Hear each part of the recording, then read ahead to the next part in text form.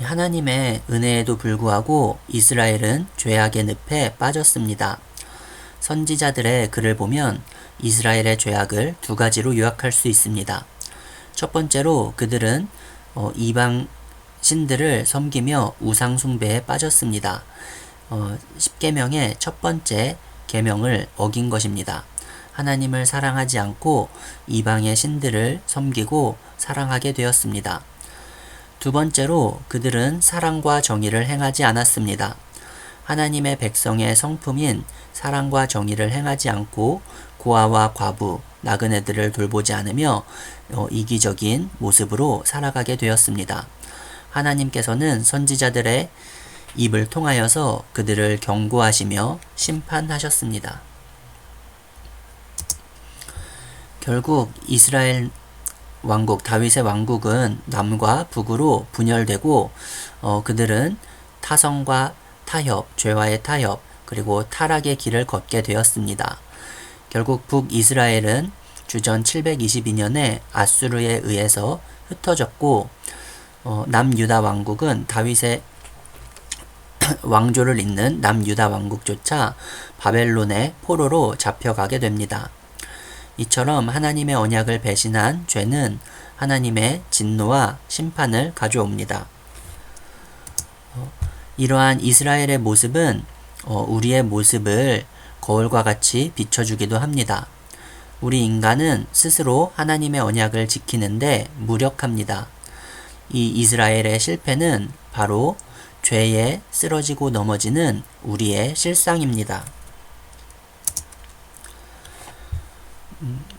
우리는 이렇게 실패하지만 또 이스라엘은 실패하였지만 약속을 어기지 않으시는, 끝까지 지키시는 하나님의 언약은, 하나님께서는 그 언약을 파기하지 않으십니다.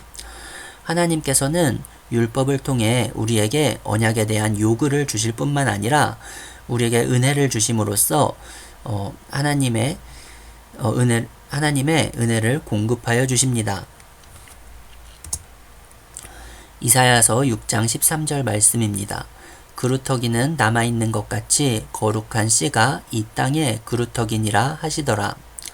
하나님께서는 이스라엘의 남은 자들을 두셔서 하나님의 구원의 역사를 이루어 가십니다. 그리고 이 구원의 역사는 우리 주 예수 그리스도를 통해 완성됩니다.